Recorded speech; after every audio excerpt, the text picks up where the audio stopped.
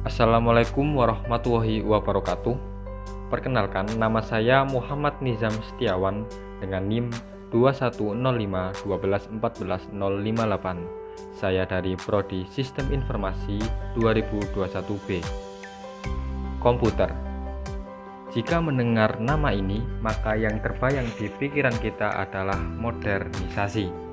Di era modern ini, sebagian besar kegiatan yang dilakukan manusia tidak lepas dari yang namanya komputer, mulai dari bekerja, belajar, hingga bermain game.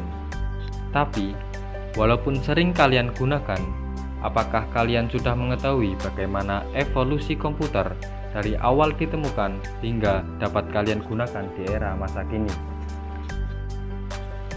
Komputer pertama kali diciptakan untuk membantu manusia dalam melakukan perhitungan matematis dan komputasi numerik. Hal ini juga mendasari kenapa perangkat ini dinamakan komputer. Charles Babbage merupakan matematikawan asal Inggris yang pertama kali mengemukakan gagasan tentang komputer. Dan sekarang, dalam sejarah komputer, dia dikenal sebagai penemu pertama sejarah komputer. Seiring berjalannya waktu dan inovasi yang dilakukan, definisi komputer pun mengalami pergeseran makna yang lebih luas. Berasal dari kata Latin computare yang berarti menghitung, di mana komputer merupakan mesin elektronik untuk perhitungan cepat yang mampu menerima inputan data digital, melakukan pemrosesan di memori sesuai dengan aplikasi yang digunakan untuk kemudian dihasilkan menjadi sebuah informasi. Sejarah perkembangan komputer dibagi menjadi 5 generasi, mulai dari generasi pertama hingga generasi saat ini, di mana setiap generasi komputer ini memiliki ciri khasnya masing-masing. Berikut perkembangan sejarah komputer dari generasi pertama hingga generasi terakhir. Komputer generasi pertama. Komputer generasi pertama mulai dikembangkan dari tahun 1941 hingga 1955. Komputer generasi pertama diawali dengan persaingan antar negara yang terlibat dalam Perang Dunia Kedua.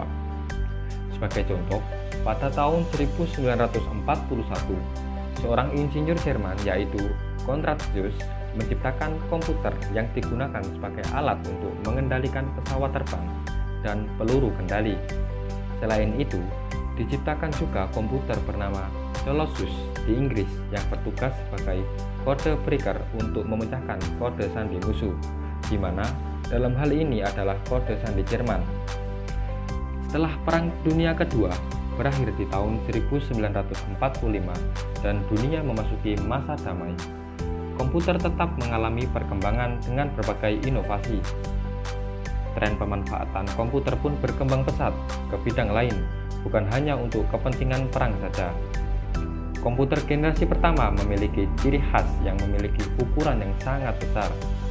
Hal ini disebabkan karena pada masa itu komputer memakai tabung vakum sebagai sirkuit dan silinder magnetik sebagai memori, sehingga memerlukan ruangan yang sangat besar. Komputer generasi pertama juga terbilang boros energi listrik dengan kecepatan komputasi yang terbilang rendah.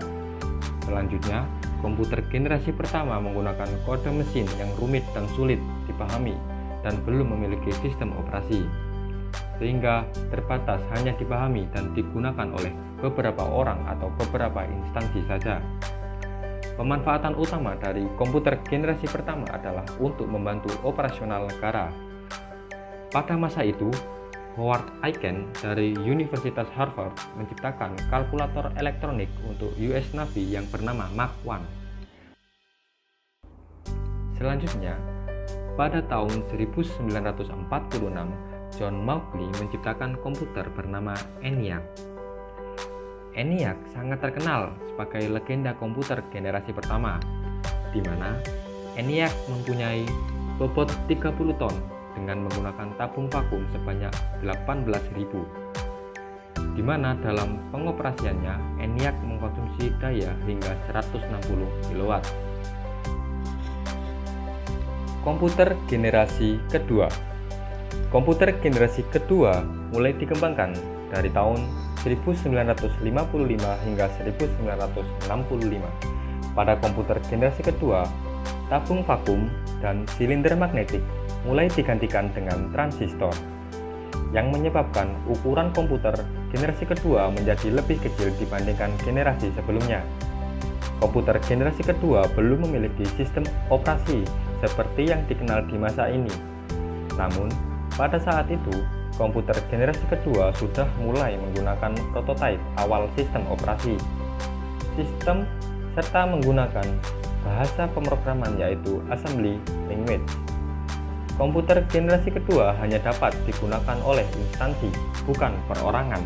Selain itu, komputer generasi kedua masih belum bisa diproduksi massa, sehingga harganya masih sangat mahal. Lembaga yang umum dapat membeli dan memiliki serta menggunakan komputer di masa itu hanya perguruan tinggi, perusahaan, dan instansi pemerintah. Vendor komputer di era komputer generasi kedua ini adalah IBM.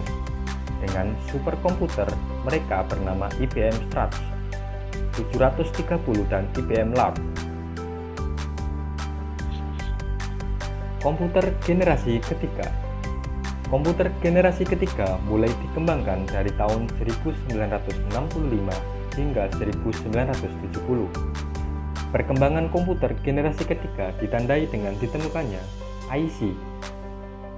IC menggantikan fungsi dari transistor, di mana IC mampu menekan panas yang dihasilkan oleh komputer dan mampu mengintegrasikan banyak komponen kecil ke dalam satu chip, sehingga menjadikan ukuran komputer di generasi ini semakin kecil dan tidak cepat panas.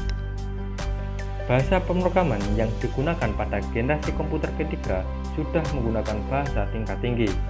Beberapa contohnya adalah BASIC, Pascal, dan Fortran. Pada generasi komputer ketiga, pengguna sudah dapat berinteraksi melalui keyboard dan monitor. Kemudian, sistem operasi di era komputer generasi ketiga mulai mampu menjalankan beberapa tugas sekaligus serta dapat melakukan monitoring terhadap memori yang digunakan. Kemampuan ini sudah mendekati kemampuan sistem operasi untuk komputer pribadi pada era selanjutnya. Salah satu contoh komputer generasi ketiga adalah IBM System 360. Komputer generasi keempat. Komputer generasi keempat mulai dikembangkan dari tahun 1970 hingga 1980.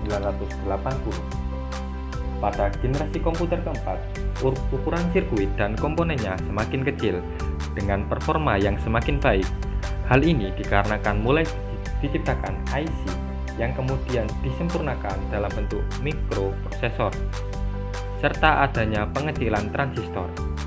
Selain itu, didukung juga dengan teknologi berupa VLSI. Dengan adanya penemuan-penemuan ini, mampu meningkatkan jumlah komponen dalam satu chip. Pada saat ini, komputer pribadi mulai diproduksi dalam skala yang sangat besar, yang mengakibatkan harga komputer pribadi semakin terjangkau, sehingga mulai banyak orang yang memiliki dan memakai komputer di masyarakat. Pada generasi keempat, juga sudah mulai menggunakan graphic user interface, sehingga pengguna mudah dan nyaman dalam menggunakan komputer. IBM adalah salah satu perusahaan pelopor komputer pribadi pada era generasi keempat. Namun, bentuk fisiknya pada masa itu dan spesifikasinya belum benar-benar mendekati gambaran komputer masa kini. Stephen Wozniak juga menjadi pionir dan inovator kemunculan komputer pribadi dan sistem operasi untuk komputer pribadi melalui perusahaan Apple yang mereka dirikan di tahun 1976 dengan sistem operasi Macintosh di dalamnya.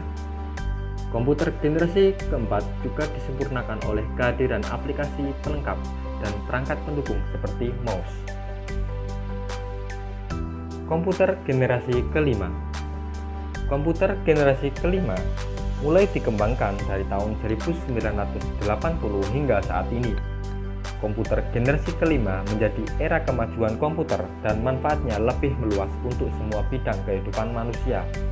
ditunjang dengan keberadaan jaringan komputer dan internet. Teknologi yang mulai dikembangkan pada generasi komputer kelima adalah kecerdasan buatan atau artificial intelligence. Artificial intelligence adalah simulasi dari kecerdasan yang dimiliki oleh manusia yang dimodelkan di dalam mesin dan diprogram agar bisa berpikir seperti halnya manusia. Selain itu, beberapa teknologi yang turut berkembang di era komputer generasi kelima diantaranya adalah cloud computing, AR, VR, SR, XR,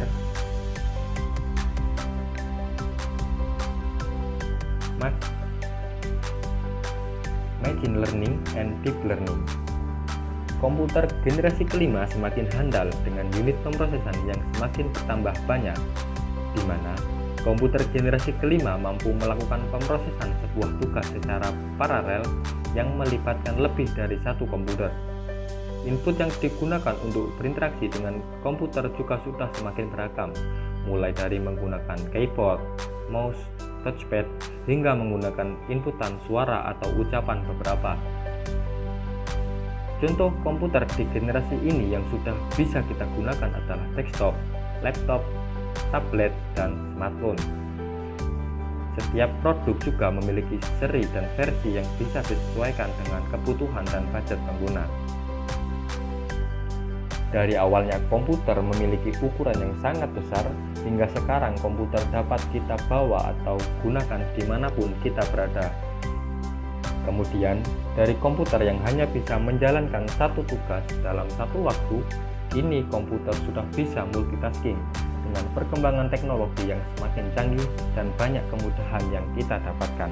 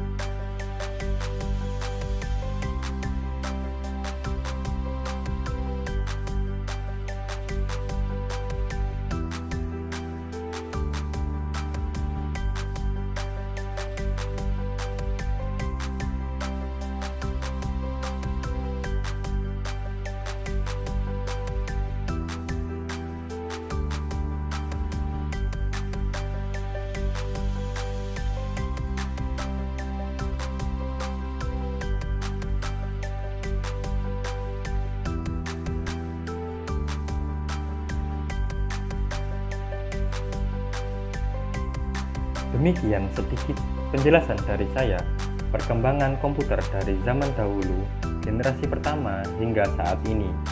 Terima kasih. Wassalamualaikum warahmatullahi wabarakatuh.